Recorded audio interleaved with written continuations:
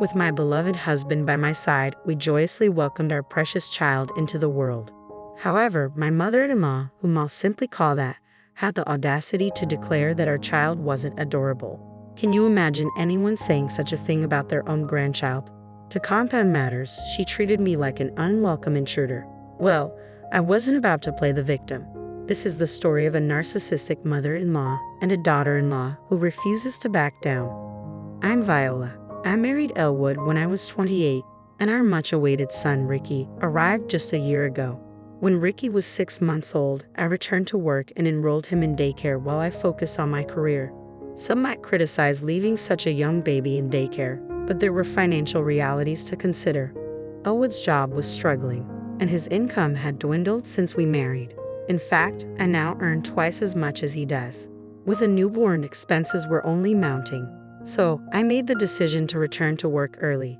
Fortunately, I've always enjoyed my job, so going back wasn't a hardship for me. However, there was one person who strongly opposed my decision: my husband's mother, my mother-in-law. She had moved in with us 3 months earlier. She didn't seem to approve of me, frequently criticizing not only my parenting but also my daily routines. How could you leave such a young child in daycare? You're not fit to be a mother. Traditionally, women stay home to care for the household. What century do you think we're in? She stubbornly clung to these outdated beliefs. Every evening when I returned from work with Ricky, she would start in on me. You're working late again. Don't you feel guilty leaving Ricky? I spend all day with Ricky on my days off. He's doing well at daycare, so it's fine. I'd defend myself. But whenever I tried to reason with her, she'd scowl angrily. You're just taking the daycare worker's word for it. If you keep this up, the child won't turn out right. My mother-in-law, who never lifted a finger to care for Ricky, constantly lectured me about parenting from her self-appointed pedestal. Adding insult to injury, she didn't hesitate to criticize my character. I regret living with a daughter-in-law like you who only cares about work. Why did my son Elwood marry someone like you? I'm stressed out every day. It's driving me crazy. This time, I had finally reached my limit. If it's that unbearable, should we reconsider living together? You know why we agreed to this arrangement, don't you? There was a backstory to why my mother-in-law moved in with us. Originally, she lived in her husband's home until he had a serious traffic accident that left him paralyzed from the waist down. Later, it was discovered he also had dementia, making it impossible for her to care for him alone. Reluctantly, she moved him to a care facility. She then insisted we move in with her, but both my husband and I had jobs. Given our daily commutes, relocating from our current home was simply not feasible. Then one day, without warning, my mother-in-law moved her belongings into our house and made herself at home. It was clear that this living arrangement was not something we had agreed upon. She had taken it upon herself to impose it upon us. It was an unwelcome intrusion. Look, I understand that things are difficult for you because of Dad, I said calmly, trying to keep my frustration in check. That's why we agreed to this arrangement. But remember, we also agreed not to interfere in each other's lives, right?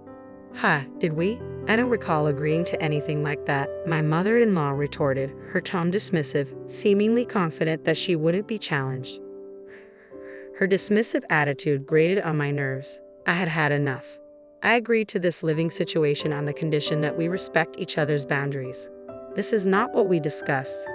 Oh, stop being so uptight. Why can't you be more like Sil? She's such a sweet, obedient girl, she remarked, aiming a passive-aggressive jab at me. Sil is my sister-in-law, married to my brother-in-law. She's known more for her cunning nature than any outright character flaws. Upon marrying my brother-in-law, she promptly became a full-time housewife and won my mother-in-law's favor.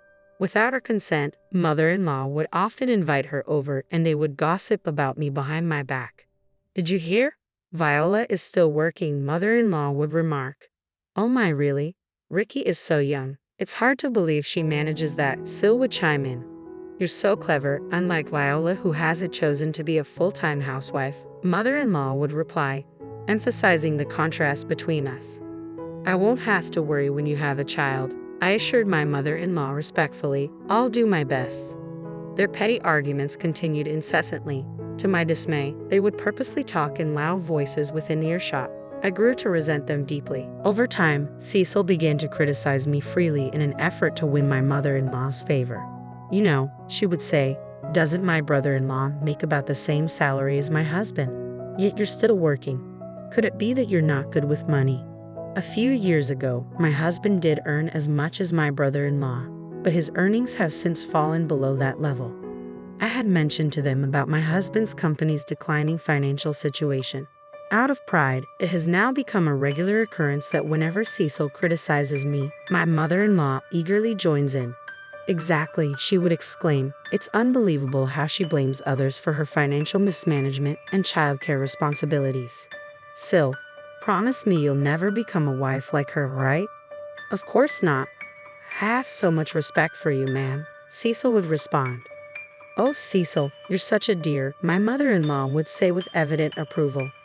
Their superficial exchange of compliments makes me cringe. I wish they would take it elsewhere. It only adds to my stress. Feeling at my wits' end living with my mother-in-law, I decided to talk to my husband about it. It's about your mother. She keeps inviting Cecil over every day to criticize me. Mom does that. I usually get home after you, so I had no idea about this, my husband replied, looking puzzled. Yes, she does. She promised not to interfere, but she's constantly complaining about me continuing to work. Cecil joins in, and they both gang up on me. I can't take it anymore. My husband paused for a moment before saying something unexpected. But Cecil seems to get along well with Mom, right? Maybe you should try to find a middle ground with Mom too. Viola, were you even listening to me? She's dismissing everything I am. How can I connect with someone like that? I pressed my husband, frustration evident. He scratched his head in irritation. Don't get so worked up. Just try to act more like Sil for now. I'm sure Mom will warm up to you, he suggested. What does that even mean? You want me to flatter her like Cecil does? I've had enough. I was foolish to ask for your help. I felt utterly isolated. Frustration bubbled up inside me before giving way to anger. The snide remarks from my mother-in-law and sister-in-law continued unabated. The next day, as I started preparing dinner after returning home, I heard, "Are you planning another half-hearted dinner today? I'm tired of your lazy cooking." That's because she insists on working, you know. If it were up to me or my mother-in-law, we would never serve our husbands such low-quality meals. Right, for the record, my mother-in-law's cooking is nothing to brag about. It's overly seasoned and not particularly delicious. As for my sister-in-law, her domestic skills are quite apparent, considering how often she practically lives at our place. Silently seething, I continued with my dinner preparations. When my husband returned home, both my mother-in-law and Cecil suddenly changed their demeanor and stopped criticizing me. This made my husband doubt my words. Just when everything seemed to settle into a tense routine, an unexpected incident shook things up. I received a call from the daycare center during my work shift. I quickly contacted my husband and rushed home. There, I found my mother-in-law and my tearful son waiting for me. "What do you think you're doing, mother-in-law? How could you take Ricky from the daycare without asking me?" I exclaimed in frustration. My mother-in-law sighed as though weary of the conflict and gave me a condescending look. "What's all the commotion about? I did it for my grandson. Besides, why waste money on a childcare center? Raising a child is a mother's responsibility, isn't it? But that's just your viewpoint, isn't it? We have our reasons for sending Ricky to daycare. Taking him without permission is unacceptable. It's practically kidnapping." Kidnapping? Seriously? Regardless of whether he's my grandson, you ignored the teacher's warnings and took him. That's kidnapping, plain and simple? I made my point, but she simply shrugged it off. Then she said something shocking. "Oh, what nonsense. Neither you nor your son are cute. If you have a problem, just leave." She dismissed her own grandson as not cute. In that instant, alarm bells rang loudly in my mind. To hear her insult her own grandson like that, we couldn't stay with her any longer. I vowed to protect my precious son at all costs. Just then, my husband arrived home. I wasted no time in telling him, "Elwood, it was your mother who took Ricky from daycare. I've had enough. I can't live with her anymore." Suddenly, my mother-in-law played the victim, feigning tears. "Elwood, can you believe what Viola is saying? She's accusing me of kidnapping. I just wanted to pick up sweet little Ricky, that's all. Is it so wrong to want to see him?" Her words sparked my anger. "Stop pretending. You just insulted my son and told me to leave. This is our home, not yours. Are you trying to play the doting mother in front of my husband? Elwood, please help me." Viola is always attacking me, my mother-in-law pleaded, turning to my husband. Watching her dramatic act, I couldn't help but find the situation absurd. If my husband chose to side with her over this poorly staged performance, I knew then it would be just my son and me moving forward together. The first to break the tense silence was my husband. "First, I need to talk with Viola." "Mom, please go back to your room," he said firmly. This unexpected stand from my husband, who usually sided with his mother, widened her eyes in surprise. "What are you saying? You don't need to listen to Viola, do you? Can't you see how upset I am? Ricky's involved in this too. That's why I want to have a proper conversation with Viola as his parent," my mother-in-law protested, visibly dissatisfied but reluctant to upset my husband. Later, my husband and I spent hours discussing the incident and all the issues leading up to it, finally reaching a resolution. A few days later, we decided to share the outcome of our discussion with her. "Mom, sorry for the wait. We've reached a decision," my husband said to my mother-in-law with a smile. Judging by her expression, she seemed convinced her son was on her side. She started talking excitedly. "So, you're finally breaking free from Viola, huh?" Without acknowledging what I had just said, my mother-in-law became elated. She immediately called my brother-in-law and his wife, as usual, to criticize me. "What a relief. Today we finally say goodbye to Viola, right?" I replied with a smile. "Absolutely." "Well then, hurry up and leave and take that not-so-cute kid who looks just like you with you. This house will be for me, Elwood, Derek, and Tal from now on. Let's go, Viola." My husband finally spoke up after remaining silent. "Excuse me. Let's go, Elwood." What? What?" My mother-in-law seemed bewildered, repeating "what?" several times.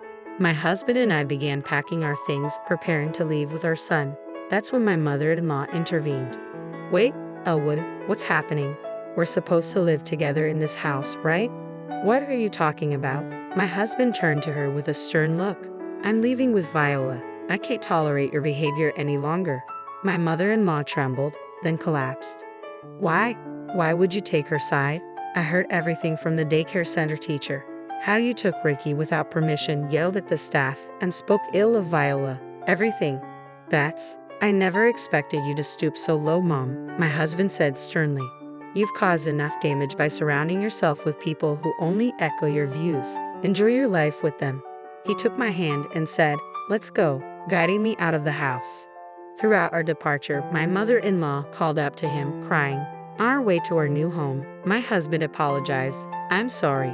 I should have realized sooner. I hope you can forgive me." "What are you talking about? Your actions now mean everything to me," I replied with a smile. Knowing he believed and supported me over his mother was deeply reassuring.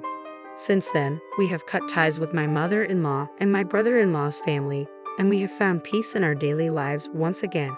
After we terminated our lease on the house, my mother-in-law, having nowhere else to go, apparently moved in with my brother-in-law and his wife. With her presence adding financial strain, my brother-in-law's income became insufficient. Consequently, Cecil had to find a job, leaving my mother-in-law alone at home. There was no one left for her to gossip with or about. Even her once close relationship with Cecil turned sour, leading to constant arguments. "I have to work because of you, mother-in-law." "Oh, spare me." "What, so now it's my fault? Leave, you old hag." Upon hearing Cecil's true feelings, her husband seemed to have lost his affection for her. I heard they're going through a divorce. Once free to act charming in front of my husband, Cecil's newfound workload and irritability have revealed her true nature. No matter how tough things get for them, I have no desire to reconnect with my mother-in-law. From now on, my husband, my son, and I will focus on building a happy home together.